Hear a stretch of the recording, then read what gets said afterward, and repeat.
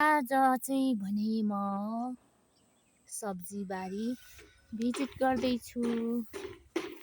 यहाँनिर चाहिँ रहेको छ सिमीको बिरुवा रहेको छ भने यो चाहिँ प्याजको बिरुवा रहेको छ। यहाँ चाहिँ सबै चाहिँ प्याज रहेको छ, ठुलो खालको प्याज। यहाँ चाहिँ अनि रहेको छ काउली फ्लावर्सको बिरुवा रहेको छ। अनि हाम्रो सब्जी बारीमा चाहिँ के छ भनेर म सबै आज चाहिँ अनि देखाउन गइरहेको छु। अनि यहाँ चाहिँ रहेको छ सिमी, यस्तो रहेको छ। यहाँ चाहिँ रहेको छ भनेदेखि यहाँ चाहिँ बेथु रहेको छ यो चाहिँ। अनि यो चाहिँ देख्न सक्नुहुन्छ लसुन रहेको छ। लसुन चाहिँ प्रशस्तै छ। यहाँ पनि लसुन रहेको छ यस्तो राम्रो। अनि लसुनमा झार पनि छ। अनि यता चाहिँ रहेको छ तोरी रहेको छ, यस्तो सानो तोरीहरू रहेको छ भनेदेखिलाई यहाँ चाहिँ अदुवा, यो चाहिँ अदुवा खन्नु बाँकी नै छ, बोट चाहिँ सुकिसकेको छ अदुवाको, यस्तो रहेको छ भने। अनि यता पनि लसुन देख्न सक्नुहुन्छ। अनि यहाँनिर चाहिँ रायोको साग फुल्दैछ। अनि यहाँ चाहिँ ससानो बिरुवा देख्न सक्नुहुन्छ, यम्मी धनियाँको बिरुवा रहेको छ। यहाँ चाहिँ धनियाँ यस्तो रहेको छ। अनि यता चाहिँ फेरि यहाँ पनि यो चाहिँ खरानी लगाएको हो।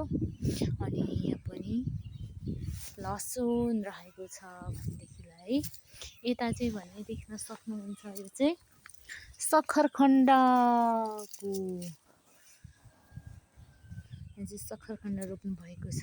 अनि यता चाहिँ आधीमा धेरै चाहिँ खनिसक्नु भएको छ सक्खरखण्डलाई। अनि यता चाहिँ थोरै बाँकी छ खन्नु। अनि सबै देखाउँदै अनि जानेछु। यता चाहिँ यो सबै लसुन रहेको छ। अनि यहाँ चाहिँ सबै मुला थियो, मुला चाहिँ अनि निकालिसकेको हो। अनि यहाँ चाहिँ अनि देख्न सक्नुहुन्छ यो चाहिँ टमाटर यहाँ फुल्दैछ। यो चाहिँ तोरी अनि टमाटर पनि फल्न लागेको छ, फुलिरहेको छ। यस्तो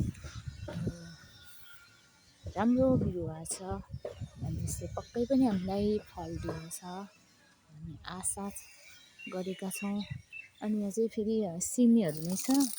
अनि सिमी चाहिँ पहिलाको हो, अनि राम्रो फलेको छैन भन्ने हामीलाई लागेको छ। यसले चाहिँ फलिन सकेको छैन। यो चाहिँ घाँस हो, यो चाहिँ घाँस। अनि सजीवन पनि भन्छ यसलाई चाहिँ। अनि यसले फल दिन्छ, यो पनि तरकारी हुन्छ। अनि यता चाहिँ तोरी रहेको छ, रायो तोरी रहेको छ। यता फुलिसकेको छ सबै। यहाँ चाहिँ रहेको छ। अनि यहाँनिर चाहिँ यस्तो राम्रो यो साग रहेको छ। यो साग चाहिँ सलाद खाने साग रहेको छ। यहाँ चाहिँ यता सबै रायो साग फुलेर यस्तो भएको छ। अनि यहाँ पनि टमाटर अनि यहाँ लट्टे रहेको छ। यहाँ चाहिँ अम्बाको बिरुवा रहेको छ, अम्बा पनि अनि फुल्दैछ फल्नलाई हेर्न सक्नुहुन्छ। अनि बोटले चाहिँ हामीलाई फल दिन्छ। यस्तो छ।